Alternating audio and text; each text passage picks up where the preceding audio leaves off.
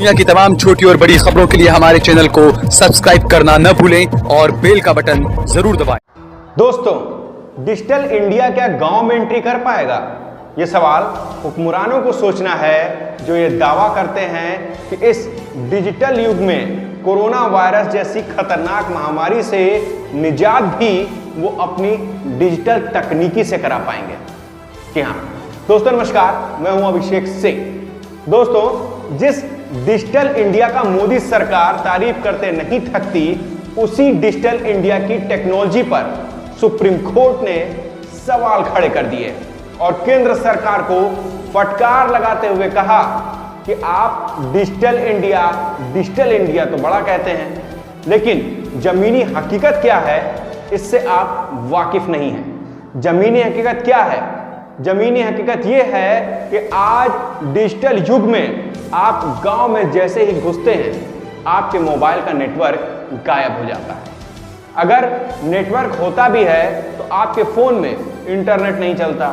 मैं खुद वोडाफोन का सिम यूज करता हूं, पर जैसे ही किसी गांव में जाता हूं तो मेरे मोबाइल का नेटवर्क रहता ही नहीं है। अगर नेटवर्क रहता है तो इंटरनेट नहीं चलता है।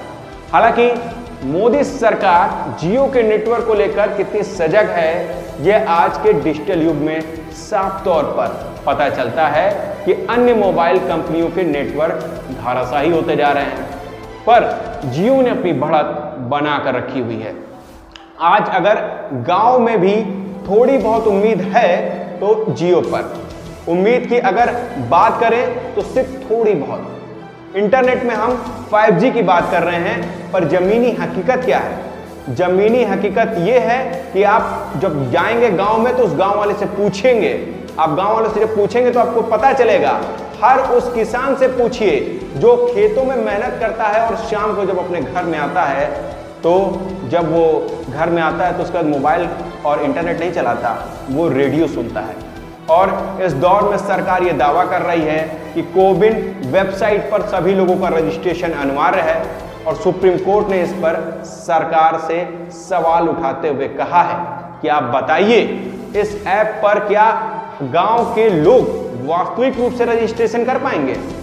आप क्या उनसे ऐसा करने की उम्मीद करते हैं? दोस्तों, जस्टिस चंद्रचूड़ ने सरकार से कहा कि हम नीति नहीं बदल रहे, हम आपसे कह रहे हैं कृपया जागें और कॉफी को सुने और देखें कि देश में क्या हो रहा है। दोस्तों, आज सुप्रीम कोर्ट ने केंद्र सरकार की नीति और नियत पर सवाल तो खड़े किए ही, साथ ही ऐसी फटकार लगाई है कि सरकार को कुछ समझ में नहीं आ रहा कि वो क्या जवाब दे। मोदी जी को डिजिटल इंडिया का नारा लगाते हुए 10 साल तो लगभग हो ही गए हैं, पर डिजिटल इंडिया कहां तक सार्थक हो पाया है, इसकी जमीनी हकीकत शायद जानने के लिए मोदी जी के पास समय नहीं है। शायद इसीलिए देश अब भूखमंगी की कगार पर आ चुका है। तभी तो शायद इसीलिए मोदी जी अब विदेशों में जाकर भीख मांगने का काम कर रहे हैं, और उसका रिजल्ट भी अच्छा आ रहा है। विश्व में अब मोदी जी हैं उनका डंका बज रहा है पूरे विश्व में। अब खाने की चीज तक केन्या जैसे देश हमें दान करने लगे हैं। यह मुकाम मोदी जी ने 18 घंटे मेहनत करके हासिल किया है।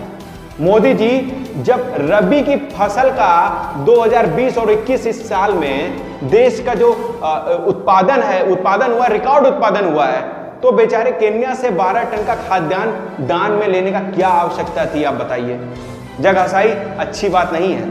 अच्छा तो ये होता कि केन्या को बधाई पत्र आप दे देते, उसका जो 12 टन का खाद्यान्न है उसको आप बधाई पत्र दे करके वापस कर देते, कम से कम कुछ हमारी इज्जत रह जाती।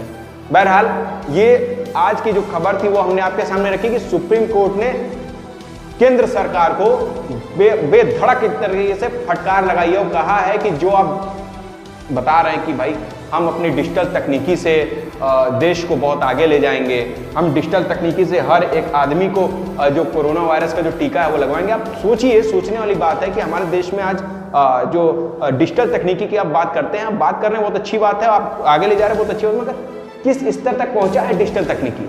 और सुप्रीम कोर्ट ने उसी पर सवाल खड़े किए हैं। बहरहाल, ये ताजा तरीन खबरें हम आपके पास पहुंचाते रहेंगे। आप तब तक हमारे चैनल को सब्सक्राइब कर लीजिए। नमस्कार।